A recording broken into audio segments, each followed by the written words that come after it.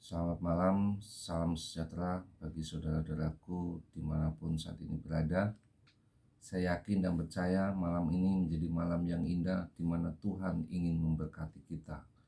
Dan kita mau merenungkan bagaimana firman Tuhan itu menjadi kekuatan di dalam kehidupan kita. Sebelum kita membaca, mari kita tundukkan kepala. Bapa kami yang ada di dalam kerajaan surga, kami berterima kasih Tuhan buat malam hari ini. Tuhan izinkan kembali untuk merenungkan kebenaran firman Tuhan. Dan kami yakin percaya firman-Mu menjadi kekuatan di dalam kehidupan kami.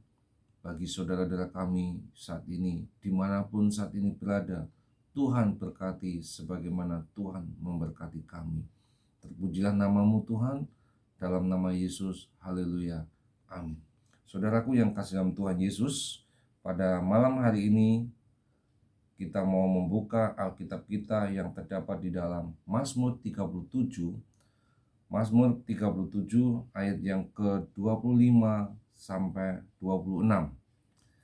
Dengan saya kasih judul yaitu berkat orang benar sampai anak cucu.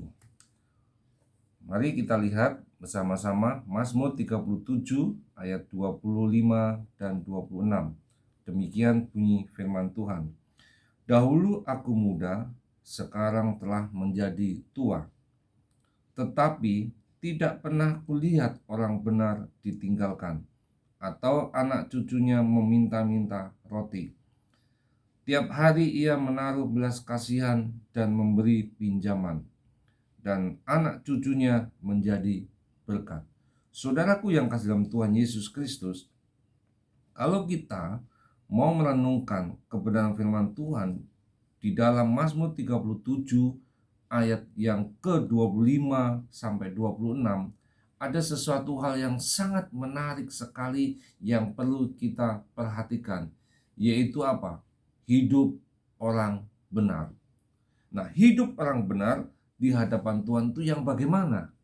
Tentunya ada sesuatu hal yang menjadi kunci di dalam kehidupan kita untuk mengalami berkat-berkat dari Tuhan. Saudaraku yang kasih dalam Tuhan, pastinya kalau kita ingin memiliki berkat atau diberkati Tuhan, tentunya ada hubungan yang karib. Kita melihat di sini Mazmur ini bagaimana pengalaman Daud di dalam pengiringannya kepada Tuhan. Bagaimana pengalaman Daud, dia selalu mempunyai hubungan yang karib dengan Tuhan sehingga dia menuangkan di dalam Mazmur ini bagaimana pengalaman-pengalaman hidupnya yang selalu Tuhan memberkati. Dikatakan ayat 25 segini, dahulu aku muda, sekarang telah menjadi tua. Jadi pengalaman Daud ketika Daud masih muda sampai tua, Tuhan tidak pernah meninggalkan, tetapi Tuhan selalu memberkati di dalam setiap langkah kehidupannya. Saudaraku yang kasih dalam Tuhan, Daud adalah menjadi contoh sosok memberikan teladan kepada kita. Kenapa dikatakan? Karena keakraban dengan Tuhan. Kalau kita melihat di dalam perjanjian lama, yaitu Kejadian 5 ayat 21 sampai 24 sana adalah bagaimana hubungan Henok dengan Tuhan. Dia begitu akrab, dia begitu dekat kepada Tuhan.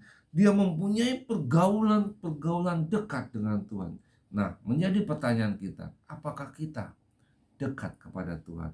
Apakah kita mempunyai hubungan karib, bergaul dengan Tuhan?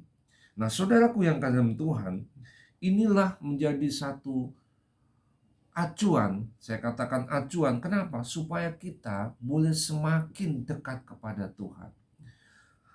Sejak muda sampai tua, menjadi raja, Daud selalu bergaul dengan Tuhan. Oleh sebab itu saudaraku yang kasih, jelas dikatakan ayat 25 kata, dahulu aku muda, sekarang telah menjadi tua, tetapi tidak pernah kulihat orang benar ditinggalkan atau anak cucunya meminta-minta roti. Saudaraku yang kasih dalam Tuhan, karena akarib dengan Tuhan, saudaraku yang kasih, Daud dapat melihat, bukan hanya melihat, tetapi dia merasakan, mengalami bagaimana berkat orang benar itu dicurahkan. Jadi Daud mengatakan ini karena dia mengalami, melihat berkat-berkat orang benar itu dicurahkan. Bukan hanya orang-orang benar, tetapi dikatakan apa? Sampai anak cucunya. Saudaraku yang kasih, inilah berkat-berkat yang Tuhan berikan di dalam kehidupan kita. Saudaraku yang kasih, Daud menjadi satu contoh untuk kita renungkan. Kenapa Daud bisa? Tentunya kita pun bisa.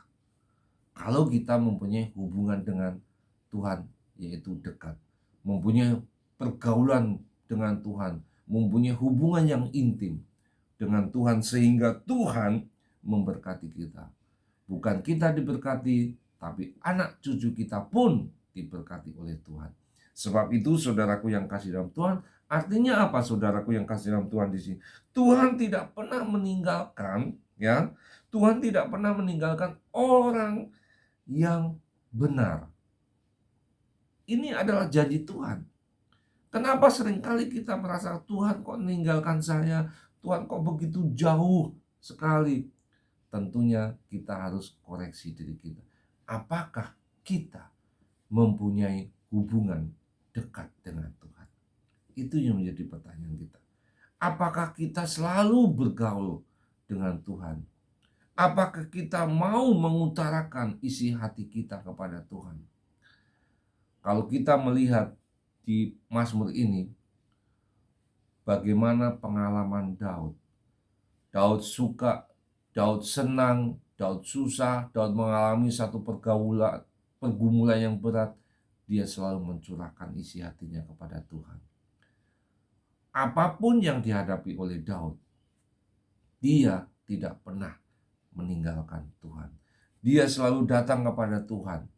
Dia mengutarakan isi hatinya. Bagaimana dia yang merasakannya. Bagaimana dia sedang mengalami pergumulan-pergumulan yang luar biasa. Dia selalu mengutarakan. Kalau kita melihat di ayat 23, Tuhan menetapkan langkah-langkah orang yang hidupnya berkenan kepadanya. Ini janji Tuhan. Bukan Tuhan hanya memberkati saja, tetapi Tuhan menetapkan. Jadi ketika kita melangkah, Tuhan menetapkan. Tuhan memberkati, Tuhan melindungi. Ini janji Tuhan. Karena apa? Tuhan menetapkan, menentukan langkah-langkah orang yang katakan hidupnya berkenan kepadanya. Artinya apa? Hidup kita ini benar di hadapan Tuhan. Saudaraku yang kasih dalam Tuhan, inilah menjadi satu perenungan bagi kita pada malam hari ini. Kalau kita mau diberkati Tuhan, tentunya kita mempunyai hubungan pergaulan atau bergaul karib dengan Tuhan.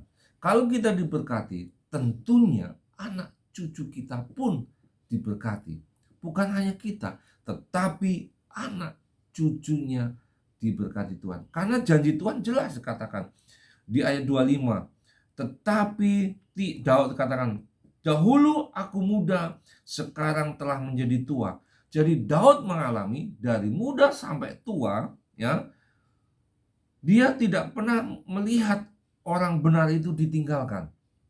Dan juga anak cucunya tidak pernah meminta-minta roti. Artinya apa? Kekurangan. Kenapa seringkali kita mengalami kekurangan? Karena kita tidak bijaksana. Karena kita tidak mau bergaul dengan Tuhan. Tuhan memberkati kita sesuai dengan porsi kita. Sesuai dengan apa hari ini mungkin Tuhan berkati apa, itu cukup bagi kita. Tetapi namanya manusia tidak pernah cukup. Tapi pada malam hari ini kita diingatkan kembali satu hal yang perlu kita renungkan, bahwa Tuhan tidak pernah meninggalkan kita, tetapi Tuhan selalu memberkati kita dalam setiap langkah kehidupan ini. Orang benar adalah orang yang takut akan Tuhan. Orang yang benar adalah orang yang takut akan Tuhan, saudara. Itu diwujudkan dengan apa, saudara? Melalui ketaatan. Kita taat. Kenapa kita tidak pernah diberkati Tuhan? Karena kita tidak taat. Kenapa kita dikatakan, oh saya taat sama Tuhan, tetapi apakah kita taat dengan pimpinan kita? Dan kedua adalah melakukan firman Tuhan dan menjauhi kejahatan. Ini yang jadi perenungan bagi kita.